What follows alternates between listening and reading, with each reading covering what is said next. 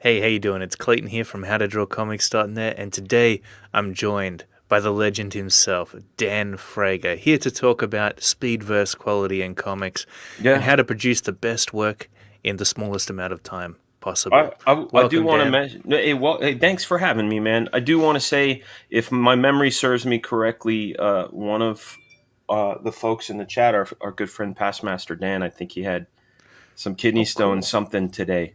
Uh, Oh, maybe I'm wrong. Maybe I'm wrong. You that's let me no know, good. Past Master. But I thought you said August 4th, kidney stone removal or something to that effect. But hmm you know how I hit that those trees.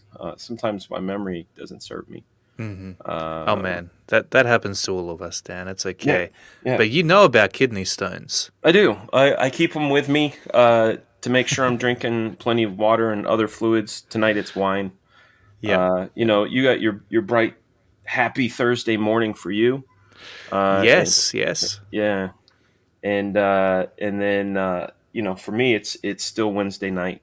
It's 6. Hey, what's up, Replicator? Check this out, man. I got my Rob Willis poster, Oh. and I just thought this touch. Replicator Rob, guys, if you haven't backed his books, you need to. Just these little subtle touches. I thought that was the coolest thing ever. Heck yeah. Yeah, Rob knows how to do it. A fellow Aussie of ours, a fellow Aussie ally. yeah, He's working on his comic book replicator, and it is looking amazing. You know, he's someone yeah. who's putting in the time to making a quality looking book. There, you said it. You just said it.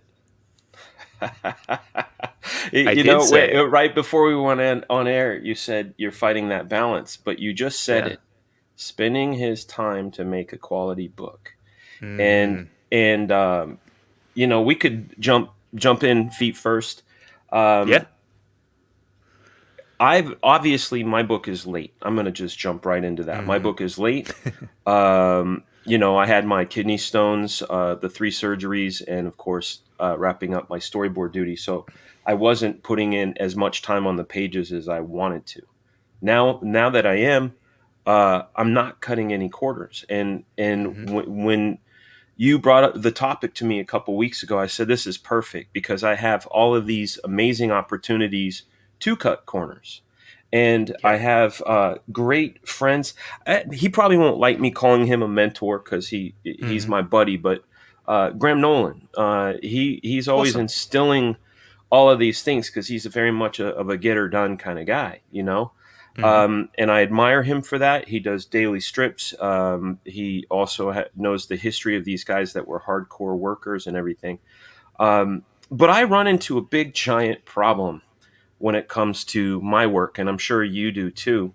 Uh, Oh yeah. and what it is I have my tastes run in the very detailed. I love Michael Mm-hmm. Golden. I love Arthur Adams. I love Jeff Darrow. McFarlane. McFarlane Mm-hmm. tended to fake the funk, and that's he got his powers from faking the funk. But Oh yeah. if you go back and you take a look at Avengers Annual 10 or Doctor Strange 55, or any of the really great Michael Golden jobs, Mm-hmm. uh, he doesn't skimp. There's never there's opportunities to not draw a background. It's Mm-hmm.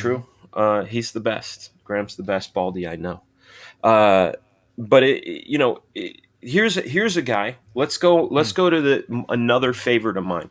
The guy that got me to want to draw comics. If you go back to the first time I saw his work back in '84, it was John Mm-hmm. Byrne, right? And it was said that Awesome. that guy you are sitting down. I know you're sitting down. So Oh yeah, I'm sitting down. this John Yeah. Byrne was doing 6 pages a day. Okay. What? Yes, 6 pages a day, and writing 3 of the books, and co-plotting on some. But given some of those were breakdowns, but he was doing, the Avengers, X Men, and Fantastic Four all at the same time, right? Mm. Monthly without skipping a beat, and it used to drive me crazy. And I'd even had conversations with him. Mm. I've been in this business now. Well, come December, it'll be 30 years, and it's hard to That's believe. amazing. It's hard to believe that it's 30 because I don't even feel like I'm 30 years old. But I remember sitting down and I was like, dude, just tell me what your day is like, right? Mm. Um, and he'd say, okay, I get up at 7, I'm to the desk by 9. I work till noon, I eat lunch, and then I work till 4, and then I'm done. And I was like, okay. Do you watch any TV shows? He said, no. I said, do you listen to any radio? No. Wow. Sometimes I'm on my phone, but that's about it. I just sit down and draw. And Mark Bagley's the same way. The Spider-Man Hmm. artist Mark Bagley's the same way. Right. And I said, okay. And I tried it. And I could see there were less distractions. And obviously in the late 70s, early 80s, there were an awful lot less distractions as far as like reaching over and check your Twitter or your Instagram or Oh yeah. whatever it may be that distracts you. We also have, I don't know if it's even balanced because we have great reference. If you go to Pinterest or whatever, you can find reference and find things you're looking for. But the thing that I talk to a lot of other pros. I'm in a few groups on Facebook, and I'm Hmm. always enamored and in awe of John Byrne. He was like what Oh he yeah. was my gateway drug, right? How was that? How is it? How is it? Um, Mm. And well, and what did his pages look like they look when? great. They look fantastic. But here's Wow. here's here's what I'm about to get into. Mm. In fact, I can look at this. We're talking about him right now. Um, you know, these are Look at John Byrne. that. These are John Byrne pages. These are pretty atypical of John Byrne. You know, Wow. Six a uh, day. 6 a day, and several books. And Unbelievable. he even drew a caricature of himself where he had Colossus. What's up? He had Colossus with Thing.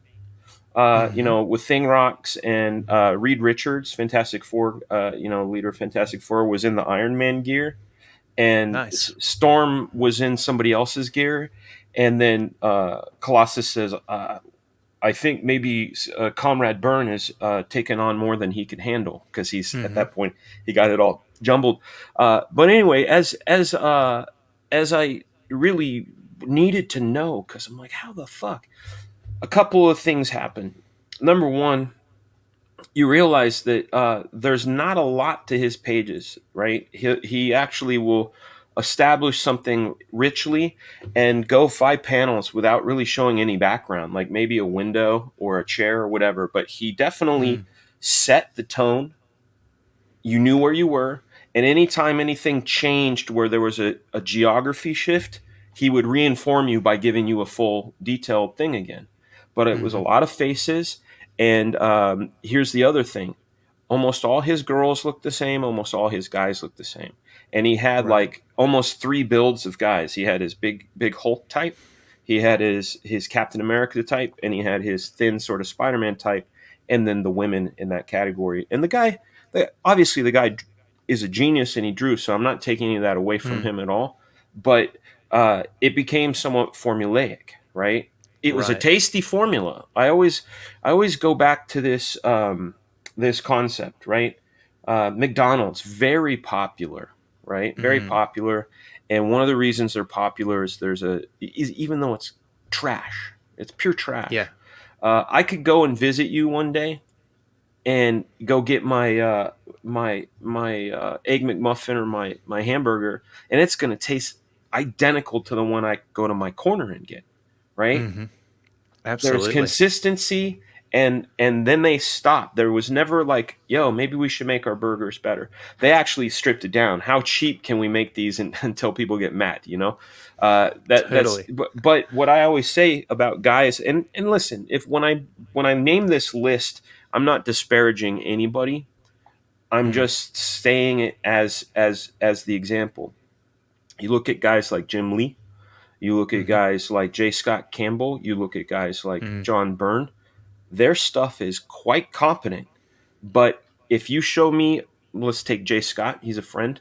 If you showed me a J. Scott Campbell drawing from 2001, and it was Wolverine and Psylocke, and then you showed me a 2021 drawing from J. Scott Campbell of the same characters, there's not going to be a lot of difference.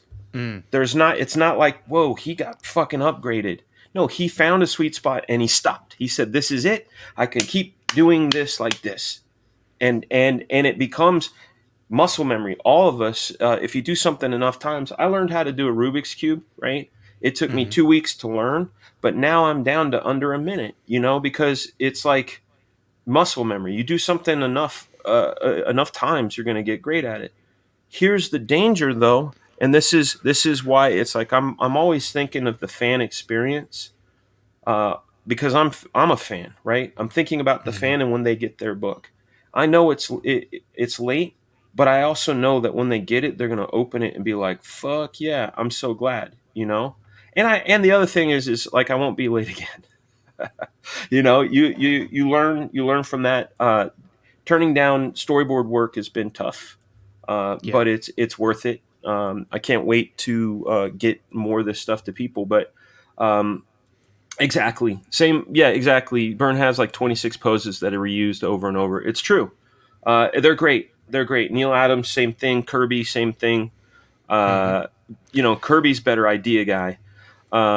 But a But lot of people they evolved, absolutely. and that's so here's the two factors on why I said it's a double-edged sword. Of course, it would be nice and convenient to just go. I'm gonna draw a page a day. It's only gonna be 9 to 4. That's Hmm. how I'm gonna do this, right? That's how I'm doing this. 9 to 4. I'm creating a style that's my 9 to 4 style. Yeah, man, but you're not going to change the world with that. You know what I mean? You're going to create something disposable. And the other Yeah. thing too is like one of the things that I'm really trying to learn, because I see tons of guys do it, and I'm super envious. Guys like Eric Canetti, Daniel Warren Hmm. Johnson, James Herron, and Kyle Holtz is another guy. There's this energy to their stuff, uh, but Holtz also has this like lighting to his stuff that isn't like, to me, it's not present in my work. So now that I'm applying it, I'm going through growing pains, and it's like it doesn't come as fast and all this. But you know what? It pays off. Like when I get guys like John Malin go, "Hey man, what are you doing? I saw your page. I didn't think it was you. It's like super upgraded and da da da." And I'm like, "Yeah, man." That's Like, so cool. because I'm going after it. I know I have weakness in drawing ladies. I Mm. love the AAT, but like I always felt like I can draw a monster with my eyes closed. Like literally, I could. You could go like Mm. this. I can draw monsters, no problem. Superhero guys with big guns, no problem. When it comes to an attractive woman, it's harder for me. So I really, Yeah. really focused on that, but it takes time. So, I guess it just, and I know I'm talking a lot, man. No, I love But it. but Thank but you. it deals. It's about efficiency. Like the only time I was ever concerned myself with speed, Hmm. uh, is when I'm storyboarding, because they don't like storyboards. They care that it's done on like faster than fast, and they throw like incredible odds at you, and they're like hideous faces and hideous poses, but the storytelling's on point, right? But Yeah. because it's just I always tell people it's just like a piece of a big giant machine. But when you're the author of something, or you're the artist of something, and that the I'll just use whatever movie choices.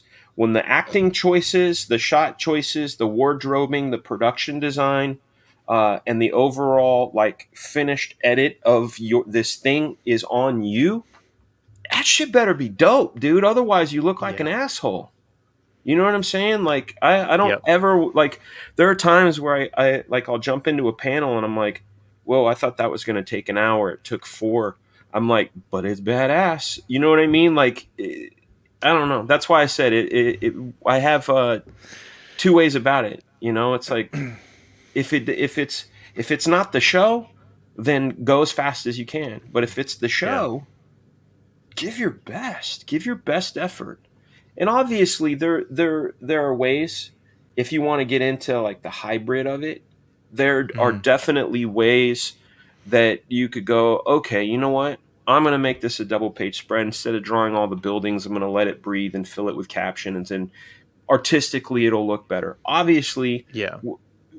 do it in sake of the storytelling. Don't just fill it with detail for the sake of detail. That's not what I'm saying. I'm saying have the best storytelling that you possibly can, but make those images just the best thing that anybody's ever seen. What up, Mo Absolutely. Biggs? How are you, brother? I'm just going to read this super chat real quick that Sure. we got a little while back. So thanks a lot, Rhino, by the What's way, up, for Rhino? the contribution. Really appreciate it, man. Fraga, boom. My He's man. excited you're here, you can tell. I'm happy to be here. Dude, no, thank you. How's Past Master Dan doing? He's in the chat. He's back in the chat again. I just wanted to see how he was doing. There he is. How you doing, man? Past Master, did you have the kidney thing, man? I thought I remember you saying something about the fourth. So I wanted to make sure you were doing well, my friend. What's up, Eric Weathers? in the house. Awesome. How are you, dude? Lots of people tuning in. Really appreciate you guys Malin's being in the here. house. Hey, John Malin. He should hop in here, man. He should hop in here. Yeah. Send him the link. This isn't my show. This is sure I'm a guest, but I love Malin's insights. It's so funny, man. He's amazing, man. The one of the guys I don't even know if I quote him, but one of the guys I bring up the most, all in good context, by the way, is John Malin. Oh yeah, big fan. Past Master says all is well and I'm about to light up. My man, good. I'm glad you're all right, man. That's fantastic. Yeah, no, John Malin's wonderful. He's always got some beautiful insights to drop. Yeah. And he's just an all-round nice, really considerate guy. I don't know about yourself, that. Dan. That part. Not that part I don't know about. He is. Yeah. I gotta say, he's been really good to us, as you have been as well. Yeah. Yeah, you guys are just, you could be, look, you've got an amazing amount of talent behind you and sparse history in the comic book industry. So you could be not as nice as you are, but you're all really, really humble. I'll tell you what, man, there was probably a good maybe 3 months where I wasn't, But that happened, that shit happened before you were born, probably. Yeah. Maybe. I mean, this was like 93 and my book had come out and we sold almost 1 million copies. I think it was about 1 million copies. And I'm like 19 when it came out, and dude, I thought felt on top of the world. Oh, dude, I thought I was the shit, man. 19 years old, hadn't even been out of high school for more than a year or less than 2 years. And here I am with a 1 million seller, and I don't know if I was a dick to people, but like, I definitely wasn't humble. Yeah. You felt great. And yeah. Look, you deserved it too. You deserved to feel that way because that's an amazing level of success. Man, I gotta say, I really relate with everything you were saying, and I share those philosophies. I feel like there's a lot of potential to have disposable art in comic books. It's just not remembered, and it gets out on time, and it meets the deadlines, and it's turned out every month. Let's say page a day, right? That's how it's supposed to be, though, Clay. I know. And like they were throwaways, but the thing is like. There was I'm a big huge fan of comic history, and like you have to understand the guys that started it in comics, they hated it. Okay, they hated it, and they wanted to be illustrators or they wanted to be doing strips in the paper because that's where the money was. And to them, it was like, fuck, I guess I got to go in the trenches and do comics. So that was sort of the attitude of it. And it was churn it out. Yeah. But then you get guys that got competitive because they became friends, not unlike you and I and John. And, you get competitive. You go, ooh, look what he's doing. I better make mine better. And they got competitive. But then what ended up happening after like the 60s, there became a fan movement, right? It was the first time there were actual fans of comics that turned pro. Before that, they weren't like, I'm a fan of so-and-so, I'm going to go be a comic artist. They just kind of went, fuck, I got to go draw comics, right? But Yeah. then along comes guys like Frank Miller and John Byrne. They were the first generation of comic book pros that were fans, okay? Because before that, there Right. weren't. These were just guys doing a job. So then you get guys like from Rob Liefeld's generation that were fans of those guys. So it's like fan stage 2. And those guys, the John Burns, the Frank Millers, Walt Simonson, George Perez's, they were rock stars of their time, right? Mm-hmm. And they conventions and like it was bananas. They were the rock stars. And then you get guys like the Image guys and some of the other people that came in afterwards that were fans of these guys and were also working towards creating work that made people feel the same way they felt, right? And then comes my generation. And I'm looking at Rob and Todd and being super excited, Mm-hmm. like super excited about their stuff and picking up. I remember buying Spider-Man 300 off the stands and Yeah. just being kind of electrified. And I remember thinking to myself, man, if I could only make people feel like this with my art, you know what I Mm. mean? Like it was this, but that's an intention that it almost goes against the grind of it. You know, Yeah. I want to draw stuff that gets me off, that takes my own breath away when I'm done. Yeah. And unfortunately, my tastes lie in those places Mm. of detail. You know, of Well, course, there's guys like Alex Toth. mm. If you are you a fan of his? Do you know I his work at I all? I haven't seen his work before. Okay, he's No. long gone and dead, but Right. you need to take a look. Toth Toth. He'll blow you away because his whole goal in all of what he was doing was to distill things down to their essence.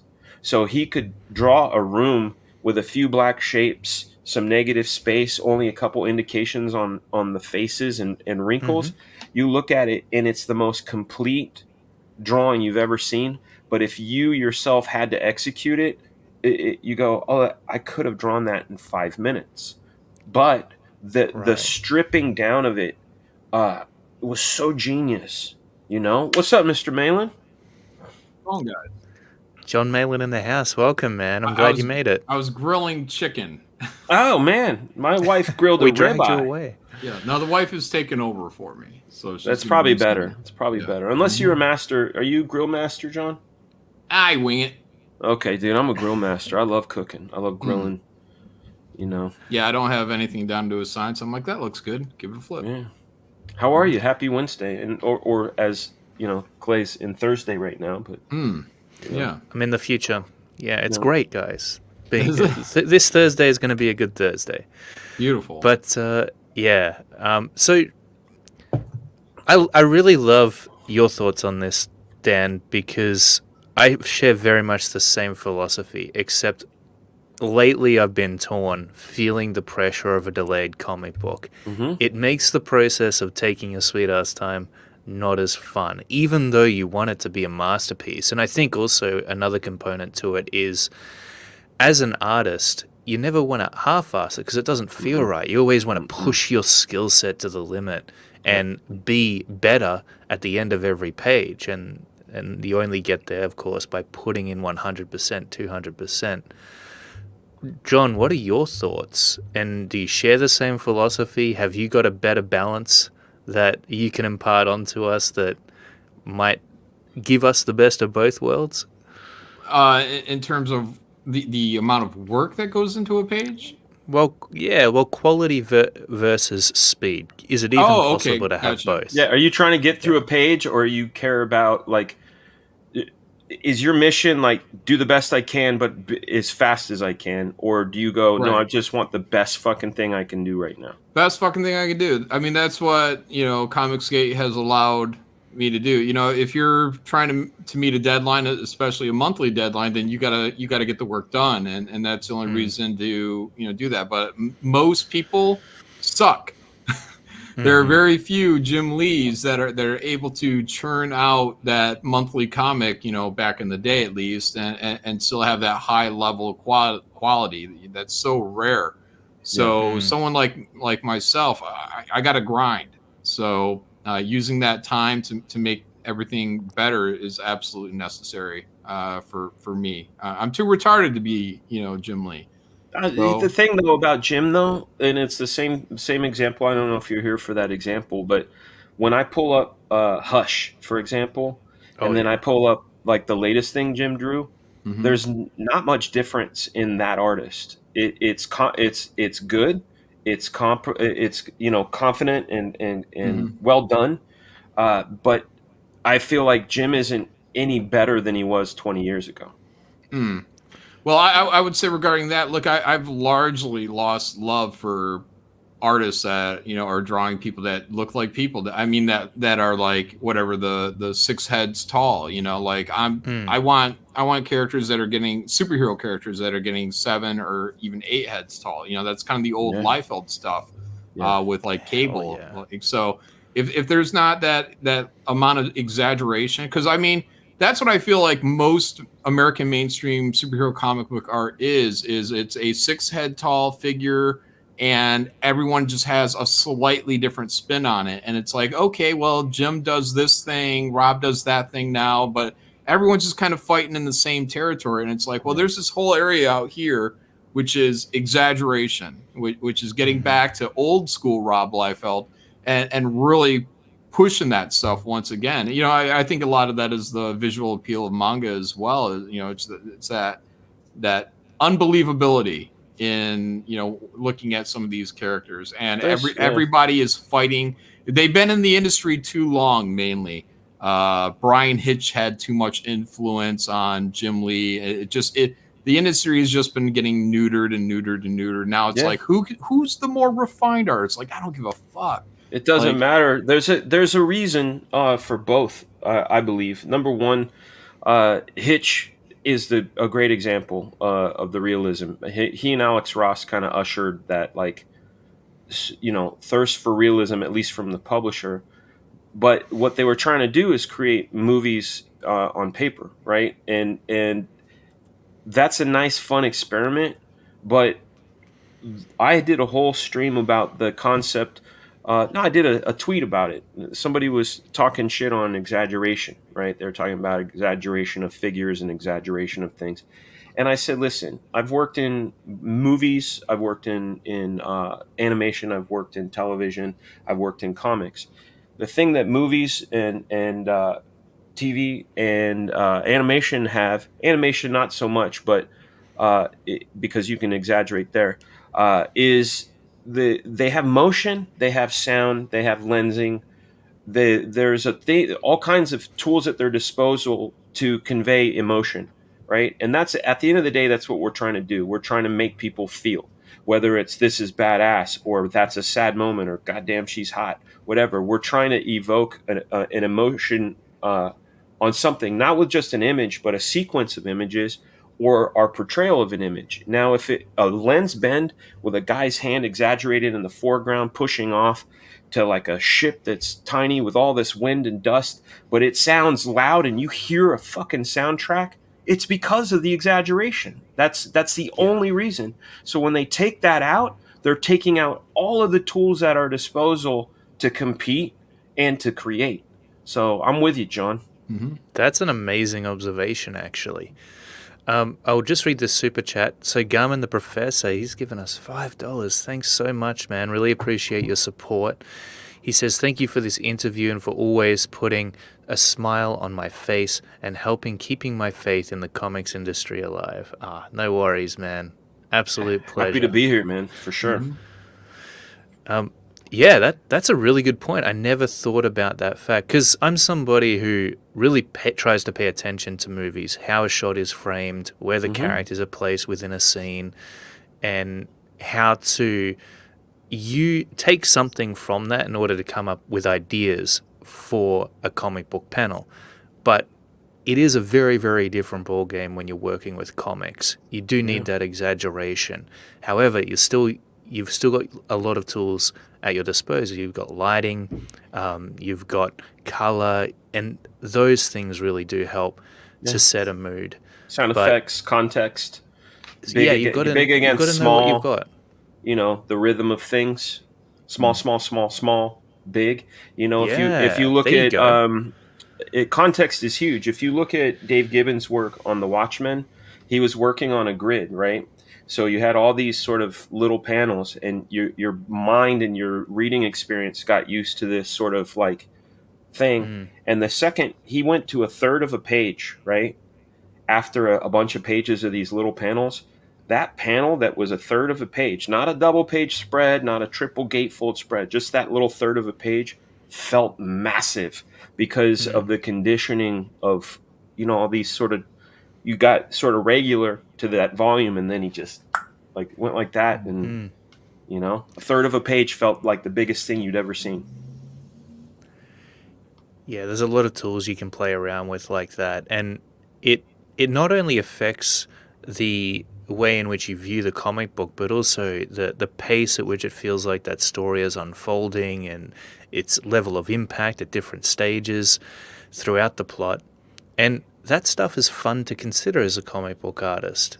And I think you're very right in saying, Dan, that comic books were never supposed to be this crazy art form. It was supposed to be a disposable medium when it first started, and people didn't really like having to work on comic books. But they became popular, and people had the opportunity to experiment. And the industry gained more and more fans who then wanted to create those books and put what they loved into the stories that they were illustrating. Yeah. And so it transformed. And I wonder now, throughout the time in which we've seen comics and been able to experience them, if they've transformed, at least in the mainstream, into something which is less of an art form and has gone back to that somewhat more disposable place in time, only for us to come along and bring the mastery back. We have to put that love and passion back into it. There's actually been, I just listened, Rob Liefeld has a podcast called Robservations. Awesome. And he's doing this whole thing on feuds, right? He did Alan Moore versus everyone. He did, Mike Turner versus Top Cow, and he did Rob versus Todd, that sort of thing. Mm-hmm. And the one that I was listening to regarding Michael Turner versus Top Cow was super interesting, because I remember those times. It's right when I left comics. It was roughly around 2003, and there was a trend for realism, because Brian Hitch was killing it on Ultimates, and us image guys were kind of considered like, it's almost, for a lack of a better example, it's like glam rock or whatever, like Poison and Motley Crue and all those guys. And then suddenly grunge came in, and then like, ew, you like Warrant? Yeah, you don't like, you like Guns N' Roses? Gross. I like Pearl Jam. They were pushing the 90s guys out, like, and really embracing this realism and toning things down. I remember even during Wolverine, they would tell me like, hey, don't overlap panels, and like, can you mellow that down, and like really just kind of hone it in. And I just felt like, whoa, what are you guys doing? But the whole Rob aptly put that the whole fight with Michael Turner and Top Cow made it so Michael Turner couldn't work on his own work, and he went over to DC, and that had such a huge result with his Superman Batman run, had such a huge result that ripple kind of made other people go, hey, maybe we should hire Ian Churchill. Maybe we should get Rob to do X-Force again. Maybe we should, it was almost like a win. This ebb and flow back and forth, right? And right now, we're not. It's like John's saying, we're in that realism style. But the other thing that I find majorly offensive, super offensive, is that Tumblr CalArt style, right? Like where they're like, oh yeah, I just did a shape with an eyeball, and that's Spider-Man, and you're like, yo, that's fucking preschool, finger paint style. What are you doing, man? All this makes me feel is like, it gives me the feeling to put my wallet away. That's the feeling I get from it. Whereas, I saw Godlike, which is a campaign that is running now. I know John knows of it. Yeah. He told me it's launching on August 1st, but it's already past that. But the second I saw that imagery, bam, I was in, Just like that. No questions asked, because it made me feel a certain way. You know that, John? It made me feel like that Jack Kirby meets Travis on Meta Barons, but Malin, all shit. Malin. God damn. Yeah, man. It gave me the feels. It made my wallet levitate out of my pocket. And yeah, throw a little more Rob Liefeld in there, and hopefully that'd be about where it's at. So, yeah, because Travis is also, Charest is kind of the part of the reason where we are today, though, too, because Travis influenced a lot of people, and he started going into that near photorealism. Like, he even did Spider-Man covers in the last, 10 years, and I was like, these things, even the exaggerated quality of Travis Charest was disappearing, and now we just started seeing these very and it's like, I'm not in love with that anymore. And Travis back in the early 90s was doing incredible work, and even the Wildcats, X-Men, and maybe even up to the Meta Baron stuff, I'd say, but after that it just started getting, I don't know. But you're not kidding, man. You got Oliver Copia, or however you say his name. You got Jerome Pena, Lanil Yu, Steve McNiven. Like there's a whole sect of artists that have that vibe. I mean, even Dave Finch, to a certain degree, like when he was doing Ascension and stuff, was pulling in Travis into his work, Yeah. A lot of the early 2000 guys. Who was that one dude? Simone Bianco? Oh, yeah, Bianchi. Yeah. He was doing Travis. I mean, everybody started doing Travis. Simone Bianchi, I think, kept a lot of the exaggerations. Like, he kept a very nice kind of exaggerated style. I haven't seen anything from him in probably the last 6 or so years, but he's actually a good example of where he stayed in that exaggeration. But between Charest and Hitch, it ushered in this realism that just really sadly stuck around. And again, people keep bringing up why manga, not American comics? Why are manga successful? And it's like, crack them open, man. Look at how many times they're gonna do fish eyes, where they're pure emotion. They're gonna drop the character into a chibi just to emphasize like how small something is and how big of a threat something else is. Even a serious moment can be a little bit of a chuckle. I mean, it can be fun. If you guys like exaggeration, one of the guys who's working now modern day who does exaggeration in a way, again, that I think is just bananas, is Eric Canetti. He's got his Arc Athena launching next month, and I don't know if you guys pay attention to his Twitter or his Instagram, but it's like, holy crap, things move, and you can hear that big horn when you see that big ship, and like good stuff. There are a few guys holding up the torch, but the thing that I was explaining to Will Perdomo, he's my story guy over here at Incredible. I was saying to him that, and John and Clay, I think you guys will co-sign this. I think the absolute most important aspect to any artist's style is the way they draw faces. Oh yeah, no doubt about it. And that's the thing. It's like, certain guys, I think, would be much bigger if they drew more handsome faces. It's casting, really. Like, if you look at it as a movie, it's casting. It's like, it doesn't matter how badass that move is. If it's done by a guy that looks like Abe Vigoda, even though it should look like Arnold, it doesn't sell the same. So faces are crucial too, which, again, getting those down and perfect, and getting, I've spent an hour sometimes adjusting like eyes, just so there's an intensity, because it's a performance, really. Yeah. Yeah, I'll go back and I'll put way more time than anyone else should, just to get a face right. Because I mean, if you can lengthen the nose or do all these small little adjustments until it just like pops at you. Yeah. Because once you get it right, you know when it's right, you're like, damn, that looks good. And then you just like, you got to know to back off. You're like, you got it. Walk away. Don't look back. Just walk away. That's it. Roll with it. But yeah, face is incredibly important, because that's the first thing that people look at. They go right to the eyes, and then they get the emotion out of that, and then they go out to the body language, and then it's going to work out into the anatomy or whatever. You know what's anatomy crazy, can always John? be fudged. I'll tell you what's crazy, John. There's a book we read as children everybody has read this. If you're a comic book artist and you haven't read it, I implore you to read it. How to Draw Comics the Marvel Way, right?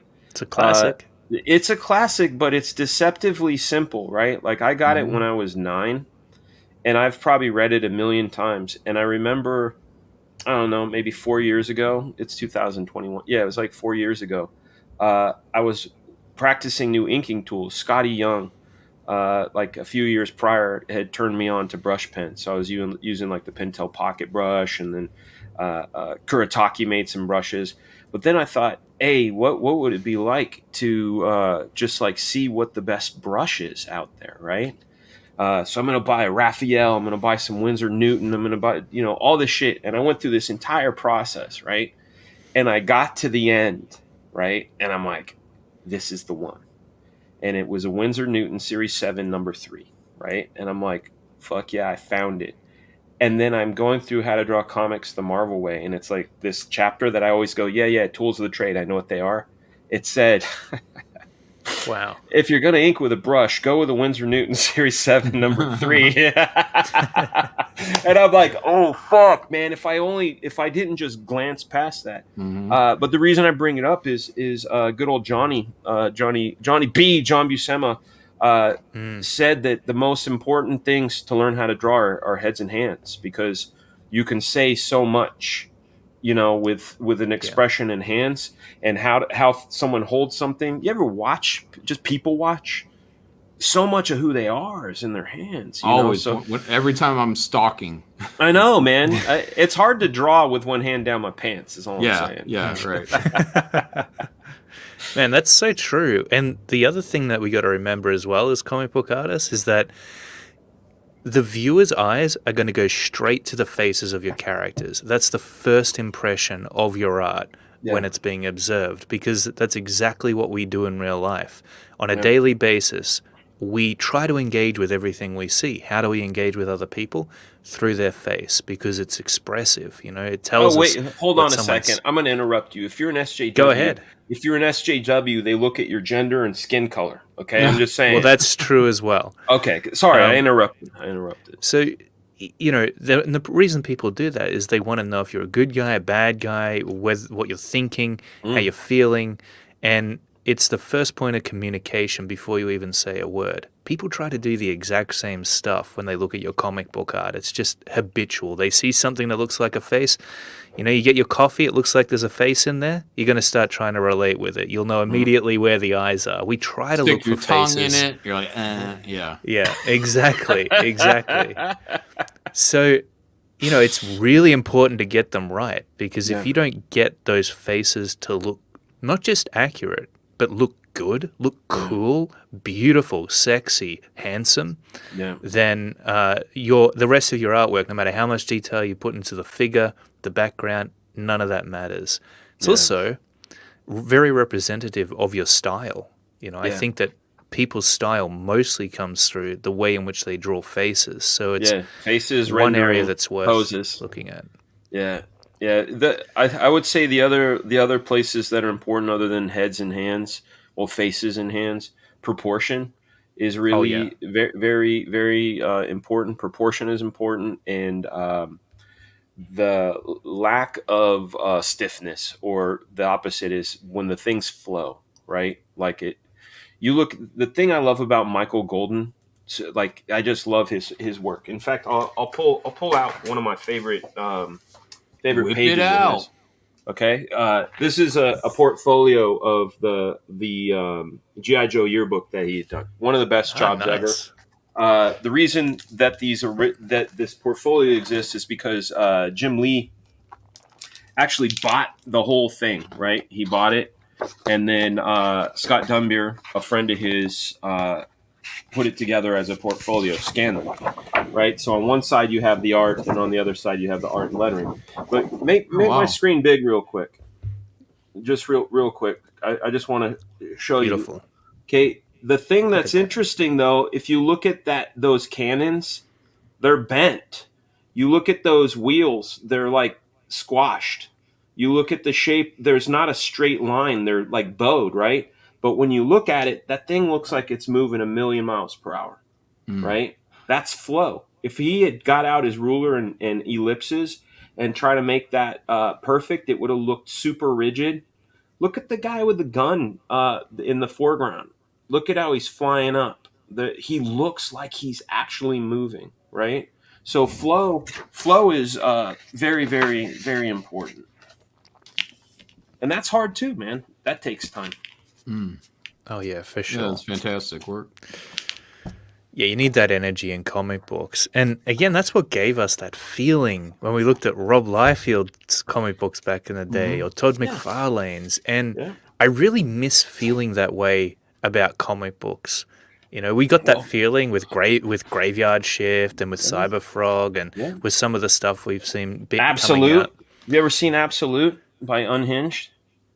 You need to take a look at Absolute. Yeah. Absolute. He's like he's CG's. I mean, he's his own guy. He's Jason Bascom. But when you look at his work, it's a bit of Sam Keith, a little Ralph Steadman. You know, it's got nothing but energy. You know, he's one of my favorite dudes. Yeah, he's got a very interesting art style. It has so much character, so much energy in it.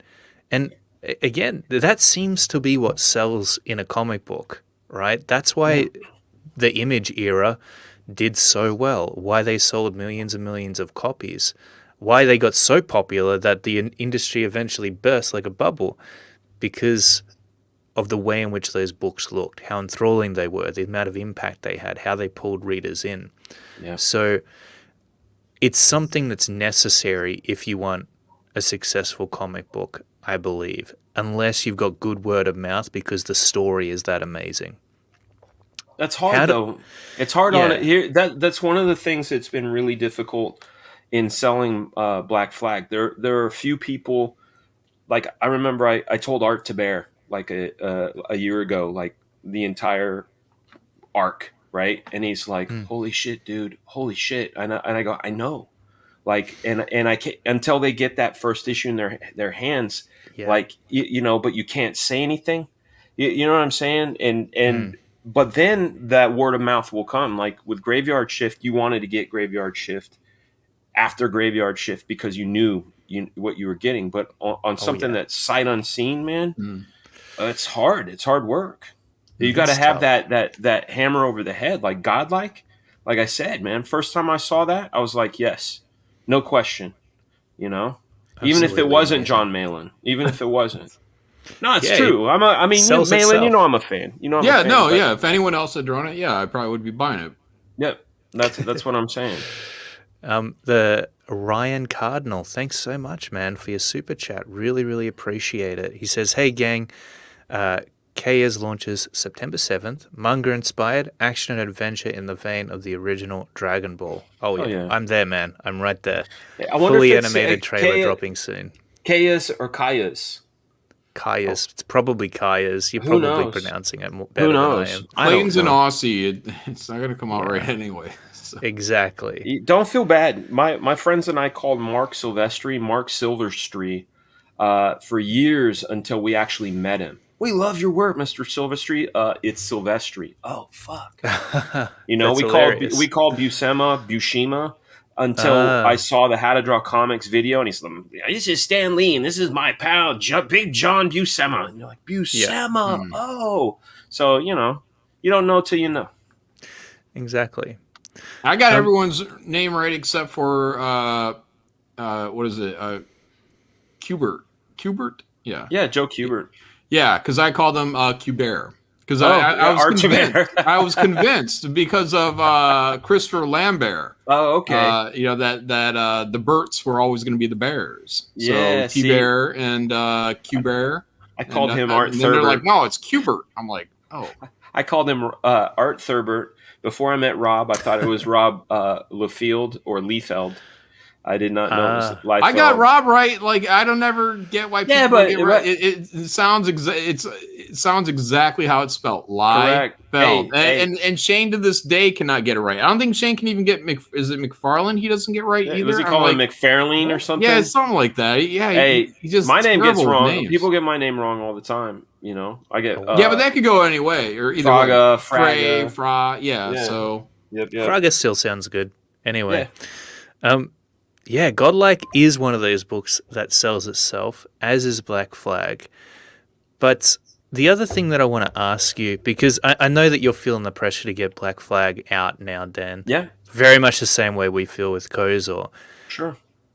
Is there a point at which, as amazing as the book looks, by the time your audience receives it and they get to experience it, they don't care about it anymore or they've forgotten about it? Or, on the other hand, will they get it and be like, holy crap, this is a surprise. I forgot this book was coming, but it looks freaking amazing. Yeah, I And mean, will here's the that be thing. enough for them to Here's the jump on thing. board next time? I subscribe more to the Graham Nolan, John Malin school of thought of get it done, get it out on time. Okay. You Yep. know, my storyboard stuff, I've never once missed a deadline. Yep. Obviously, not hitting the marks on Black Flag was embarrassing to me, but It at the same, sucks. yeah, it sucks, you know, and it creates a degree of pressure. But I also know this is the work of my life, and I go back to other examples that exist out there where they're like you look at, and yeah, I'm gonna actually say this. You look at Citizen Kane, right? And you look at some of these other projects that were plighted in the same way, and they're classics. And my whole mission on this thing is to create a classic. You know what I'm Yeah. saying? And if I fail at that, I will be the first person to say me mea culpa. But I am 100% confident that this thing is worth the wait. Yeah. You know, and I'm being as transparent as possible as far as the status of things, updating people as I can get it, because that's what people want to know. They just want to know what's happening, you know, Very, very true. because That's exactly there's it. been examples out there of people getting burned, and there's also chatter out there. I watch a lot of the streams while I'm working. There's a lot of chatter. People are not happy with late books. They're, you know, and they don't like like. There's a lot of people talking about the model of books taking too long, but then there's also the side of people that are very happy to get this thing. You know what I'm saying? So it's our job to make sure that it is the thing that they're happy they got. And it's our job not to get something that you were supposed to get a year ago, 2 years ago, and go, oh, okay. Well, shit, that's a bunch Yeah. of single pagers turned into double pagers. And this isn't 80 pages. This is 60 with a bunch of shit in it. You know, like, you know what I'm saying? Like, you don't do that. You never do that. You No. actually deliver what you said you were and more. And you also have to, like, in my case, in my head, I'm just like, instant classic. Just fucking get this thing, make it badass, be happy with the work, put in the time. And that's where I'm at on it. But I also know, like, Yeah. you know, I was in a very strange position, but between being sick, being on drugs, and I don't mean like strung out on drugs. I'm saying like the surgeries, they give you all kinds of like meds that make you not creative, you know. And then having the 4 shows that I work on ramp up and be like, where are you? We need this, and feeling like, oh fuck, you know. That's insane, man. Well, no, but now I'm like, no, you know what? Comicsgate. I'm like John. I heard John last night uh, say some things on the CG King show where he said, "This is where I want to be the rest of my life. This is where I want to be." You know, like there's a question that gets asked by a lot of you know, these guys who motivate you, and it's a question I ask. When I had you on my show, I've asked this question of you. I think I might have asked this to John Malin. I ask it of everybody. If you had all the money in the world, and I don't mean like you could go buy a Bugatti or whatever, but I mean like you wake up, you have a house, you have a full fridge, you don't have to worry about anything. You just have to wake up and do something every day. What would you do? And mine is draw a Black Flag, make music, and stream. Like even if I was a fucking lotto winner, that's my answer, right? That's And awesome. and what that did is it helped me choose to say to these jobs, because in the last week I got hit up for an ESPN commercial. I got hit up for something for an overseas job. I got hit up for a movie and a TV show. No, no, no, no. And I tell them I'm booked, I'm booked, I'm booked. It fucking kills me because I go, am I fucking killing that? But then I also go, I should be killing that. I should get my book done and do the next one and the next one and the next one and the next one because this is what I want, right? You know what I'm saying? And as long as you're, of quality and you're in demand, like even if the comics go by the wayside, just the audience or whatever disappears, it's happened before with Image, whatever. As long as the work you've done in film and television, whatever, is of quality, you'll always be able to get back in there, should you ever decide to. And for me, it's always been, I'll be more than happy to go back and build a bridge if I had to, go back into construction. So, but I'm not worried about it. Like, this is where I want to be. And I want to be doing comics and doing Godlike and Graveyard Shift and seeing these things all the way through to the end. Totally, man. Yeah. When we think about as well, like Buscema and I especially love Buscema's work on Savage Sword of Conan with Alfredo Alcala. And I look at Alfredo Alcala's work on Volta and I go, man, these are freaking masterpiece. Savage Sword is the shit, dude. And Voltar is the shit. You like the Filipino guys? Are you like a Nibres and a Nino guy? Yeah, we got one doing a spin-off for Kozo at the moment, and equally as amazing work, man. And it's like, I look at that stuff and I go, okay, I could turn comics out on a conveyor belt. I know that's possible for me. Oh yeah, right? Because I've done work at different speeds before, and I could turn it out. I could get a monthly book done if I wanted to. It wouldn't look great as a book that I've spent 6 months on or a year on, but I could get it done. And the thing is, if I was interested in making money and I was just a businessman, that's exactly what I would do. Yeah. But I want to leave a legacy, man. Like, to me, there's much easier ways of making money out there than working on comic books. You got a sweet ass? Is that it? What's that? A sweet ass, because I could go work the corner and make fat bank. I just don't want my butt touched. Right. That's all. You could just pose and have money thrown at you instead. I got cakes like a baker. That's what I've been told. Yeah. Oh, well, there you go. That's a good thing then. At least you've got a backup plan. Yeah, backup. Right. You can get on a basketball team or you can be Michael Jordan. Yeah, exactly. That's exactly what I'm saying. You can just be a player. And that's fine. That's all you want to do.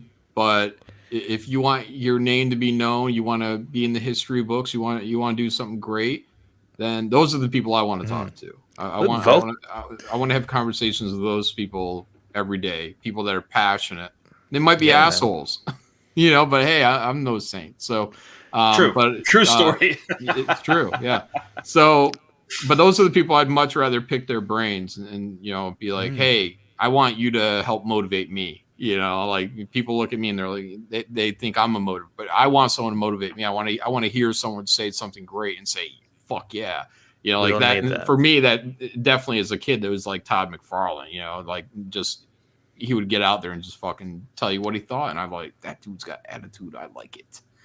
So hell yeah, man. He's got a character, like Volta came out years and like decades ago. Like 79? Yeah, man. Ages and ages ago. Yeah. But we still, I mean, anyone who sees that book till this day will be blown away. I'm just surprised you know about it, man. You're a youngster. Man. And I don't say that in a condescending way, but I'm just like, and I'm saying this again, not in a condescending way. Man, I'm so proud of you. Oh, dude. No, because there's a lot of people that don't hold a torch for that stuff, Man. That's amazing. That makes me very happy. I saw that and I was like, this is just on another level. Like, I couldn't believe my eyes. And that's how comics should make you feel, or how comics at least have the potential to make you feel. Can we see an image of this book of which you speak? If Rob Liefeld didn't draw it, I don't pay attention to it. Yeah, sure. It's good stuff, John. You'll dig it. Very good stuff. John, I think John's going to light up. I think that's what's up. No, it's... You look at it and it's like, man, how is that even something that would be achievable? Yeah. I remember the first time I saw Alfredo Alcala's stuff, and it was, look at that. Man, I'm jealous. Man, you get it on a real plate. See, I'm in the house. Like an adult. Yeah, we got paper plates in my house, man. Otherwise, there'd be too many dishes. See, look at this shit, John. Let me see if I can make that bigger. Damn. All right. So I'm gonna turn my good. camera off, but I'll be talking. Yeah. Oh, Look good. at this. Mm-hmm. And that's a bit blurry, but Oh, I there know is it. I know so it. much cross hatching here in the sky. They used Yeah. to cross hatch the freaking sky, and look at the anatomy and the shading and just the mastery of tones. This is black and white line art. Yeah. They didn't have the ability to, you know, blur and shade and blend with this kind of line art. This is all inked. And I saw this and I was like, every time I see something like this, I go, hey, this is a possibility for me. Yeah. Like, if I get to the height of where I think I'm at as an artist, and then I see something like this, I realize how much further I could push myself. Are you And, a Barry Windsor Smith fan? oh, I don't know if I've seen his stuff before. Let's Oh, take a dude. look. Look at this.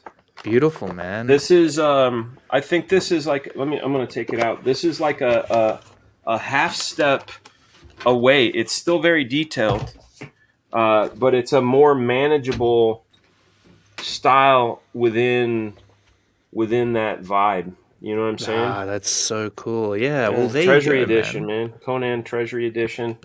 And it looks awesome. It looks so cool. Look at this stuff. Man. I mean, you Yeah, look at that's the, great. the detail on this dragon in that bush. Look at that.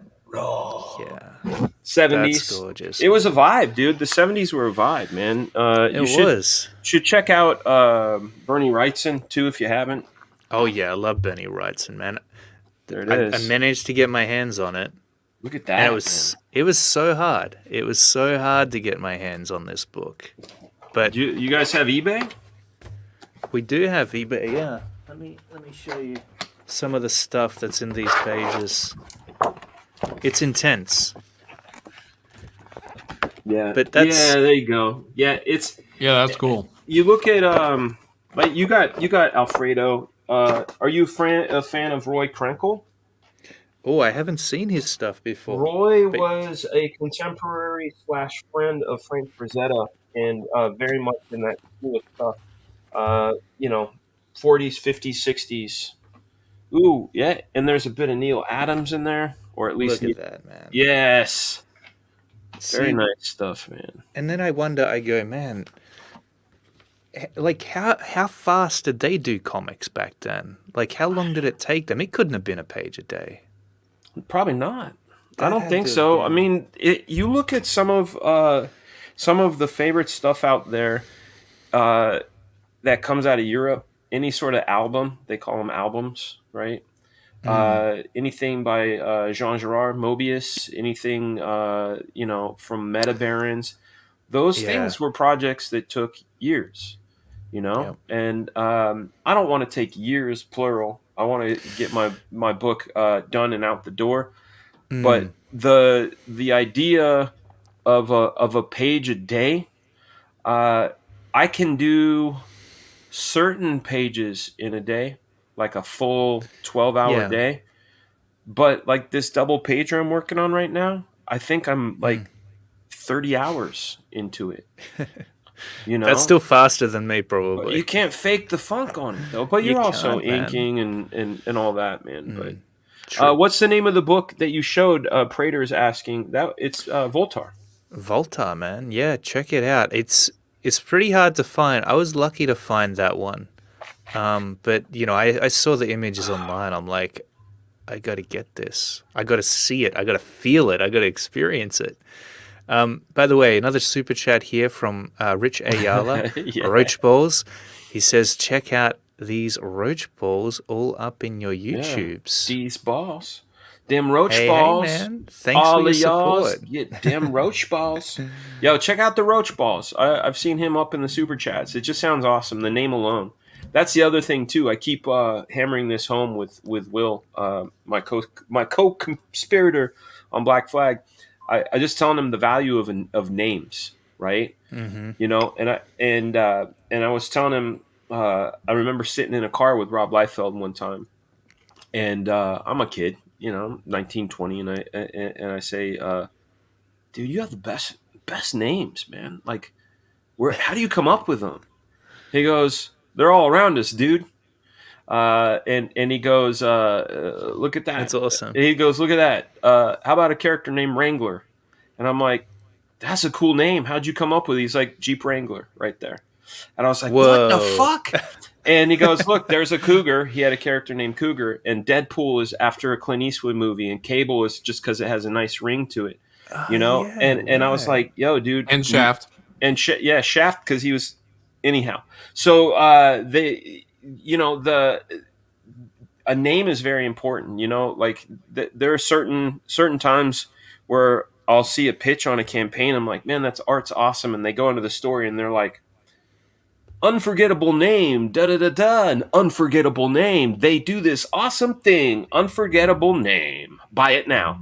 And you're like, oh shit! Like I none of it's memorable because it didn't like the art's cool, story sounds cool, but like if I had to tell a friend about it, I couldn't, do it. So names, that's another thing when it's obviously it's not drawing, but it's still very important. Names are. That's a really awesome thing to think about. Yeah. Man, Eric Canetti giving us a super chat today. Dude, thank you so much. Really appreciate you being here. His ears must have been burning, man. I was just talking about you about 20 minutes ago, E. Good to see you, brother. He's telling people, Arc Athena launching on September 15th, guys. Get it? Oh, yeah. Pure energy. I've been watching it. It's great. Eric is one guy who knows how to belt out a comic book series quite fast. I envy him. No. He says, hey, this channel has a super chat. It sure does. It does. Yeah, man, it's an amazing thing. But you know what else I wanted to talk about is, Dan, that related to this topic, I started getting a little bit scared. I'm seeing how frustrated people are at the amount of time it's taking these comics to come out. But they want the quality too. Yeah. So they just want both. And so we've got to try to give them both as much as possible. Even with the philosophies we have through updates. Updates. Let them know what's going on. Let them know what's going on. Like for sure. That's the thing is and I had to be reminded of that. I was watching Leroy's show, and I was like, holy shit! Like I have a saying, right, and it's very helpful. It's hard to read. It's hard to read the label when you're in the jar. Yeah. Okay, it's hard to read the label when you're in the jar. And what's great about a show like Leroy's show is they're reading the labels, yo. They're like literally out there reading labels, and you're like, oh fuck yeah, fuck shit. In my case, I was like, oh dude, I've been telling people on Twitter and YouTube all about what's going on, right? But I have people going, where's my book? And I go, I've been telling everybody like what's happening, and then I go, oh, the fucking updates, like. What a dummy. Like, it was so obvious. And it's like, this is what's happening. This is why it is the way it is. I'm going to keep you guys posted. You know what I mean? Like, it's very important. Yeah. It's so important. You've got to put those updates out. And I think sometimes as well, it's like, we don't want to give too much away at the same time as to what it is we're working on, because we want parts of it to be a surprise for when the backers actually get it. But still, even if it's just telling them where you're at in terms of how you're feeling with the direction that the comic book is heading in, maybe why it's taking so much time, and just almost like a development diary, right? Like, let your backers feel like they're a part of the process. And I think that when you bring them along for the journey, they very much understand why it's taking some time to get to the destination. Yeah. But nonetheless, it lights a fire under your ass and you get motivated. You're like, okay, how can I push myself in this new way? I know that I can do the dopest art that I can possibly do right now, and that's great. But where do I go from there? Well, maybe I can try to innovate. Maybe I can try to optimize my process and speed it up a little bit. So my mission was, exactly. My mission was, go ahead. Sorry. Going back to John Byrne. Yeah. John Byrne, one of the things he said, which is very astute, and when you look into it, you're like, that makes sense, is he said when he created a style that he could do fast. and his main mission was to always keep the pace but improve his art. So what he was Yeah. doing is he gave himself a duration, and best I can, best I can, best I can, but constantly cranking up best I can. Do you know what I'm saying? Big time, man. That's something, It's but a then good way of again, working. it is, but it still puts a limit. Best I can in this little box, you know. Very true, I don't yeah. ever want to go. I guess I'll just put it in shadow, you know, Yeah. because you know, like that should be a building. You know, that should be a mech. That should be a fucking muck monster. That should be fucking debris. You know, like that shouldn't be a pile of a black blob. You know what I mean? For sure, man. And it feels good to go that extra mile, to push yourself. And it does something for your soul as a comic book artist. You never like to think or leave a page feeling like you could have done more or you could have done better. That's devolving as a comic book artist. Yeah. But you know, I had this amazing insight, and I think you'll like this as well, because Hit me. I feel like we have a similar experience sometimes as a comic book artist. But I started speeding up. I said, look, what if I just push it and work with pace? I don't let my hands stop. And I realized that a lot of the things that take up time is, you know, taking breaks, being distracted from social media, that kind of thing. Putting that aside, though, it was also being a perfectionist. I realized when I sped up that I was making decisions within my art way faster. And I wasn't just leaving mistakes either, but I was spotting them quicker and fixing them at a faster pace. And that was amazing. A lot of my decisions ended up not being conscious decisions anymore, but with that speed and momentum behind me, they became intuitive. And I really liked being in that place. 'Cause, Surprises. yeah, surprises. And I felt like speed equaled, or momentum, if you will, equaled the zone. Like it puts you straight into the zone and you forget about everything else. But if you're going at a steady pace, it's very easy to slip into this mode where you're overthinking your artwork. And that can be fatiguing. Oh, Because that's you're for tweaking sure. every single little thing, and every page after a while, it feels like a chore. Yeah. And so there is that sweet spot, I think, where you don't want to be rushing your artwork and doing a bad job, but you also don't want to be over perfecting things to a point where you lose the magic that you would have gotten if you were in that unconscious state where you were just for sure. I think the in only thing pure I ever creativity. tweak, the only thing I ever tweak anymore, like where I adjust things, are faces. That's the only yeah. thing I adjust. Like, because I feel You got it. I feel fine on everything else. But again, it's like the reason they have multiple takes when you shoot a show or a movie is because there's the right take, you know. So that's the only place I end up slowing down a bit is faces. For sure. It's important to get those right as well. I spend forever on everything. I spend so much time drawing everything, but it takes me that much time to convince people I know how to draw. Yeah. Like, so I don't feel bad about spending the time, or you know. But again, when you know, when I was doing work for Marvel, it was very much get it done. You know, make it look as good as you can, get it done. But now you know, like my schedule now is, you know, because I do streaming now, I'm doing fulfillment, you know, right now, and but also trying to create godlike along the way as well. Is I just give myself, you know, I do 1 page a week.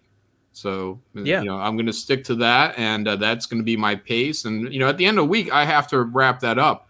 But the amount of hours that are going in that 1 page, more than you will ever see on that page, I guarantee you. Because I will draw, and once I get drawing and I'm stone drawing, I'll start rendering the hell out of everything. Yeah. And I'll be like, well, it's good rendering, but, like, did it serve anything? Did it give me, you know, that nice little bit of negative space? Did I save room for my colorist? And then I'll go and I'll just start knocking a lot of it right back out too. And I do everything like a dumb caveman. You know, I should be putting like my rendering on other layers. I don't really do that stuff. I just draw, and then I start erasing, and I'm like, what am I doing? What am I doing? Does Clip have a timer? I don't know, man. I'd hate to Dude, know how long it's the worst. Like every now and then I'll do yeah. time lapse replays because I work in Yeah. Procreate, and you can look in the upper right hand corner and it tells you. It's I'm like, astonishing oh, sometimes. to lay that out, it took 15 minutes. To draw that out took 5 hours. I'm like, oh my god. I think I would be very depressed if I knew exactly how long I was spending on some of these pages. So Yeah. Oh man, you know, I've seen but it too. 1 week is really about it. You know, but a lot of that is interrupted drawing. You know, things are going on, or a stream is about to happen, or whatnot. So finding that time to get in there. So you know, my sitting time when I get going, it can be only a couple of hours, and it's like, oh, I got to go do something over here now. But drawing at night is usually the best thing. Sometimes I just have to not participate. Like I'll listen to somebody's stream or something like that. But like just like here, like I type in chat and it's like, come on in, John. I'm like, well, okay, all right. So I'll come in. So, but you know, again, that's a little bit of discipline. Sometimes I just tune it all out and I put on, you know, Thunder the Barbarian or Thundercats or something on TV, and I'm just like, I'm going all night, gonna draw all night, and you know, those are really the fun nights, man. But then I'm high, and I'm just like, man, look at all these hours go by, like it's just like flying by. I'm like, holy shit, man. Yo, that interrupted drawing thing. What's crazy is like I hear you say that, John, and I'm like, dude, or to quote the kids these days, same. You know, but it's a hard sell with my wife. You know, we have 4 kids, and I'm like, no, I know. If when you have me running up every 20 minutes to help you put out a fire, you're literally taking me out of a flow state. Yeah.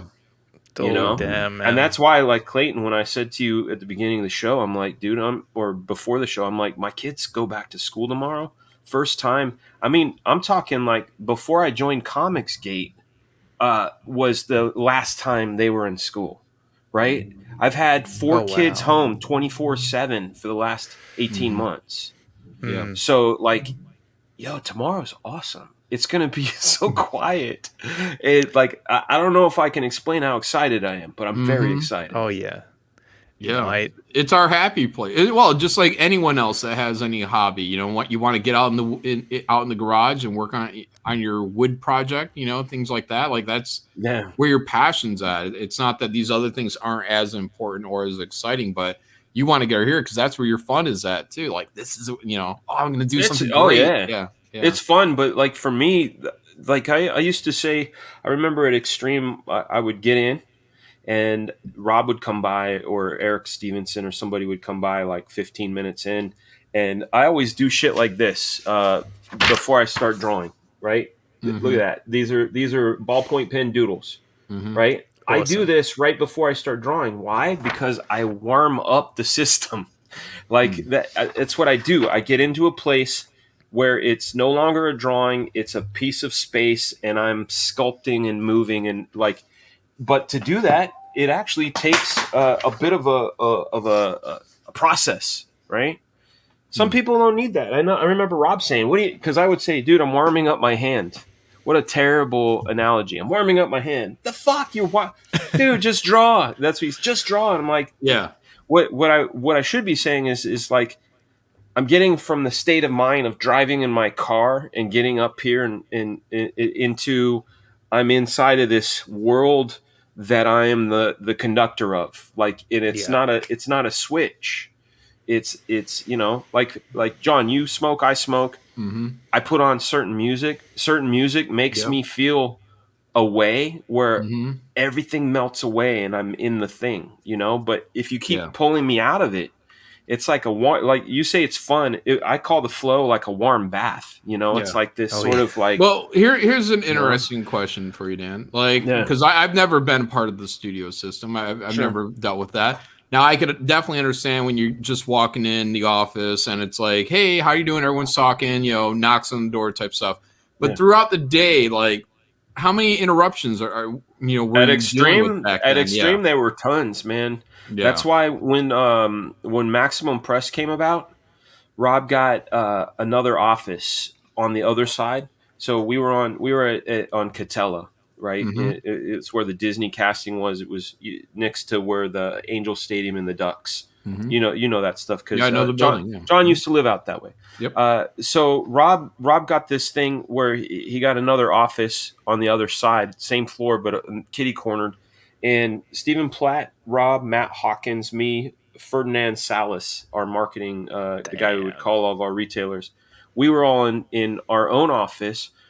It wasn't until I got my own little office, and that's where I did a lot of like Berserkers and Kid Supreme. But that office was a lot easier to get things done because in the bullpen where I was sitting here, you had Larry Stucker right here, George McCarthy here, Byron Tallman here, Chris Leitner here, Tim Townsend there. In that office was Art Taber and Dan Panosian. You had Anthony Wynn, Mark Basella, Chap Yape, Jeff Matsuda.